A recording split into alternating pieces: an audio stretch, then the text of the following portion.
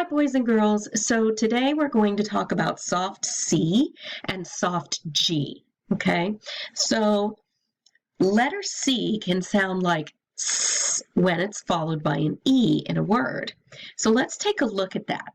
Okay, for example, let's write the word scent. Now, before we get into that, you of course need a wipe off board, something to write with, something to write off with, or a piece of paper and a pencil like we've done before. So go ahead and pause the video and get what you need so you'll be able to write. Okay, so I'm going to actually write this word with you.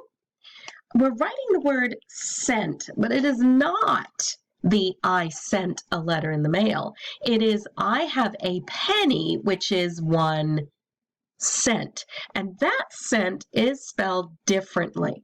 That cent is spelled this way. And go ahead and write it with me. C-E-N-T.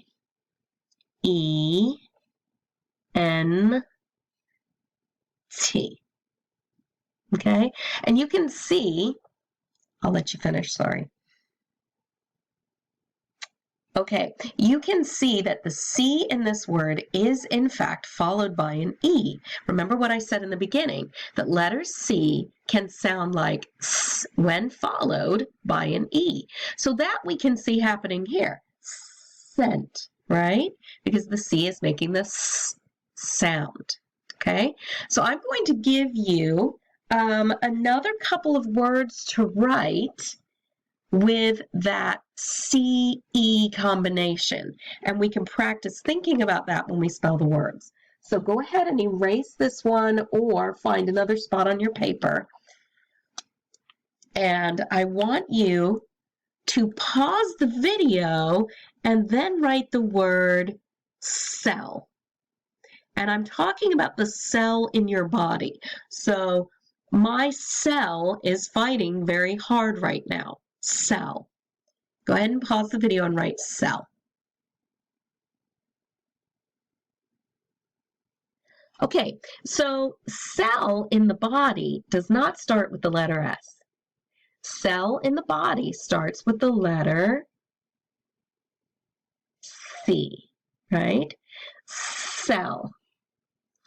There's that C-E combination. Cell. And there's 2 L's. Okay, this cell is a word, of course, you've probably seen it, and it means when you sell something to somebody else and they give you money for it, right? But this cell is, as we were saying, like a cell in the body, okay? So it's a little bit different. All right, so let's erase that. And now we're going to talk about another letter when followed by E that makes a particular sound in most cases. So the letter C can sound like S when followed by E. The letter G can sound like J when followed by E. So it doesn't take its most common sound of G. It takes the second most common sound of J. Okay, so let's see if you can figure out how to write the word gem. Like I have a sparkly gem in my ring. Gem. Pause the video and write gem. Okay, so if we're writing the word gem, we have the J sound, but it's the letter G.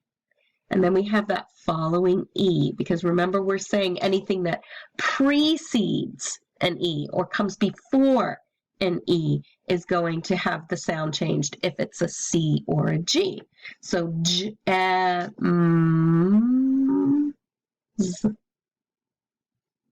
there's your word, gems. Okay?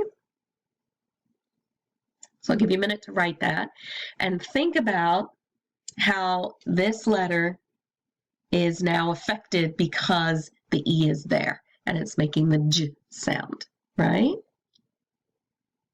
Okay, so let's erase that one.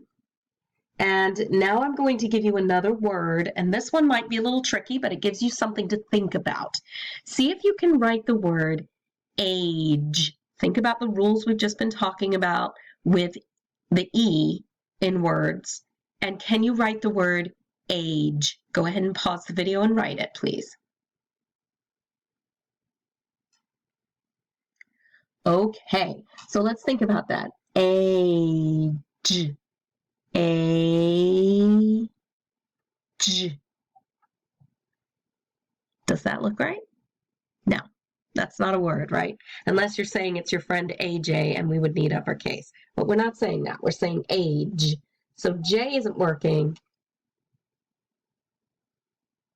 for two reasons. It doesn't look right and it doesn't follow the rules that we're learning today. One of the best things you can do when you are writing a word is after you write it, look at it. If it doesn't look right, that's when it's time to start thinking about some of these other rules that we're starting to talk about so that you can use other ideas that you know work in words with letters to help you write those words, okay?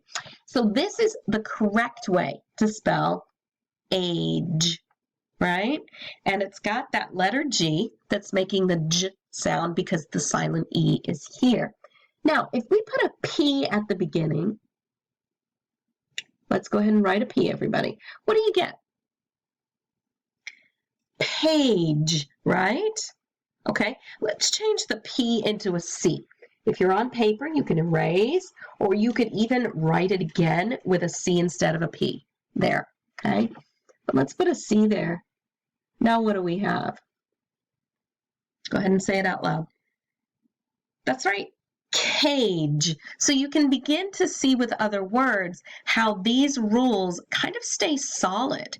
You know, they're not changing too much when we add other letters into the word, right?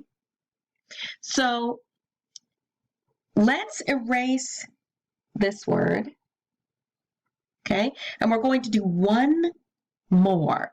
And I want you to think about both rules that we've learned, the C and the G.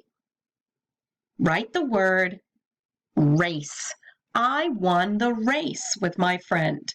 Race. Go ahead and pause your video and write race. Okay, so let's see. Well, that certainly doesn't look right. It doesn't look like a word that I've seen in a book. It doesn't look like a word that I may have seen my parents write. Something's not right about this word. Sometimes it's best to leave it there and try another rule. Let's try that C silent E rule. Does that word look better to you? Is it a word that may be more familiar to you when you see it? Yes. So I'm going to go with this one in my writing because it looks more familiar. So you can always do that. If you're in class or you're at home and you are writing on a piece of paper, let's say, and you write a word and you think, well, wait a minute, I think I need to try some of the spelling rules that we've been learning in class. Grab your whiteboard. You can take it out of your desk. You can take your whiteboard at home if you have one and play with the rules like I just did. I had the RAS and now I have the RACE and see which one looks best to you and which one you'd rather use. So that's going to be a really good tool in your little toolbox of writing that you can use when you're writing on paper, whether you're at home or you're at school. Okay? All right, we're all done with this lesson for now, so I'll see you later.